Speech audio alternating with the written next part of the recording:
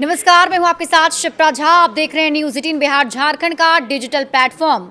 बिहार की राजनीति में मंगलवार की रात बेहद हलचल भरी रही और इसके साथ ही पटना में मंत्रिमंडल विस्तार से पहले चला सस्पेंस अब लगभग खत्म होता दिख रहा है। सूत्रों के मुताबिक जेडीयू नेतृत्व के भीतर कई दौर की चर्चा के बाद निशांत कुमार को सरकार में शामिल करने पर सहमति बन गई है। हालांकि आधिकारिक पुष्टि अभी बाकी है, लेकिन संकेत साफ है कि यह फैसला पार्टी के दीर्घकालिक राजनीतिक संतुलन को ध्यान में रखकर लिया गया है। अगर अंतिम क्षणों में कोई बदलाव नहीं होता है तो 7 मई को गांधी मैदान में प्रस्तावित शपथ ग्रहण समारोह में निशांत कुमार की मौजूदगी महत्वपूर्ण संकेत मानी जाएगी। संजय झा और ललन सिंह का मिशन निशांत अंदर खाने से मिली जानकारी के मुताबिक जेडीयू के राष्ट्रीय कार्यकारी अध्यक्ष संजय झा और केंद्रीय मंत्री ललन सिंह ने पूर्व मुख्यमंत्री नीतीश कुमार के साथ विस्तृत विचार विमर्श किया। चर्चा का केंद्र जेडीयू की संगठनात्मक स्थिरता, सामाजिक समीकरण, खास तौर पर लव कुश आधार और भविष्य के नेतृत्व को लेकर था। पार्टी के भीतर यह आकलन रहा कि अगर उत्तराधिकारी का सवाल लंबे समय तक अनिश्चित रहा तो आंतरिक गुटबाजी बढ़ सकती है। ऐसे में एक नियंत्रित और चरणबद्ध तरीके से नई पीढ़ी को सामने लाने की रणनीति पर सहमति बनी और निशांत कुमार की सम्राट कैबिनेट में एंट्री पक्की हो गई। फिर ऐसे तैयार हो गए निशांत कुमार। देखिए, सूत्रों के अनुसार जेडीयू के राष्ट्रीय कार्यकारी अध्यक्ष संजय झा और सांसद ललन सिंह ने पूर्व मुख्यमंत्री नीतीश कुमार से 7 सर्कुलर रोड स्थित आवास पर लंबी बैठक की और इस बैठक का मुख्य एजेंडा निशांत कुमार को कैबिनेट में शामिल करने के लिए राजी करना था। जानकारी के अनुसार इन दोनों नेताओं ने नीतीश कुमार को यह समझाया कि पार्टी के भविष्य और जेडीयू की दृष्टि से सामाजिक समीकरण को मजबूती देने के लिए निशांत का सरकार में होना अनिवार्य है।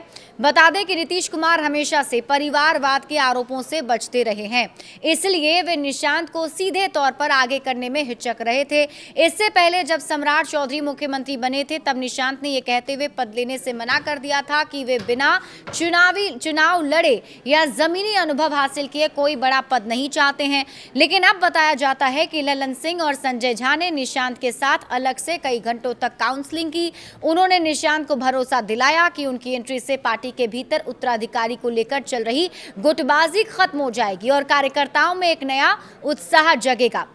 सद्भाव यात्रा का फीडबैक भी मिला है। देखिए, निशांत कुमार को मनाने के लिए उनकी हालिया सद्भाव यात्रा के फीडबैक का सहारा लिया गया। नेताओं ने उन्हें बताया कि जिस तरह से चंपारण से लेकर मगध तक युवाओं ने उनका स्वागत किया, इस बात का संकेत है कि बिहार का युवा वर्ग उन्हें एक उम्मीद के तौर पर देख रहा है। बताया जाता है कि उन्हें संजीदगी से ये समझाया गया कि बिना पद के सेवा की एक सीमा होती है, लेकिन सरकार में रहकर आप बदलाव ला सकते हैं। जानकारी के मुताबिक दिग्गज नेताओं के इसी तर्क ने आखिरकार निशांत कुमार के इरादों को बदल दिया है और देखिए, पार्टी को टूटने से बचाने की मजबूरी भी है। दूसरी ओर अंदर खाने की खबर यह भी है कि जेडीयू के भीतर कई गुट सक्रिय हैं। वरिष्ठ नेताओं को डर था कि अगर नीतीश कुमार के बाद कोई सर्वमान्य चेहरा सामने नहीं आता है तो पार्टी बिखर सकती है। संजय झा और ललन सिंह ने नीतीश कुमार को राजी किया कि निशांत को अभी से प्रशासनिक ट्रेनिंग देना जरूरी है ताकि भविष्य में वे पार्टी की कमान संभाल सकें और इसी फ्यूचर प्लान के तहत निशांत को मंत्री पद स्वीकार करने के लिए मनाया गया है। तो गांधी मैदान में युवा शक्ति का प्रदर्शन भी दिखेगा। कल यानी कि 7 मई को गांधी मैदान में जब प्रधानमंत्री नरेंद्र मोदी और गृह मंत्री अमित शाह मंच पर होंगे तब निशांत कुमार का शपथ लेना एनडीए की नई पीढ़ी के उदय के प्रतीक के तौर पर देखा जाएगा। चर्चा है कि उन्हें कोई महत्वपूर्ण लेकिन कम विवादित विभाग जैसे कि सूचना प्रौद्योगिकी या समाज कल्याण दिया जा सकता है ताकि वे अपने स्वच्छ छवि के साथ काम शुरू कर सके। हालांकि देखना दिलचस्प होगा कल जब शपथ ग्रहण होता है तो क्या निशांत कुमार उसमें शामिल होते हैं और निशांत कुमार शामिल होते हैं तो मंत्री पद की शपथ लेते हैं तो उन्हें कौन सा विभाग आवंटित किया जाता है। बड़े अपडेट्स के लिए आप जुड़े रहिए न्यूज़ 18 बिहार झारखंड के साथ।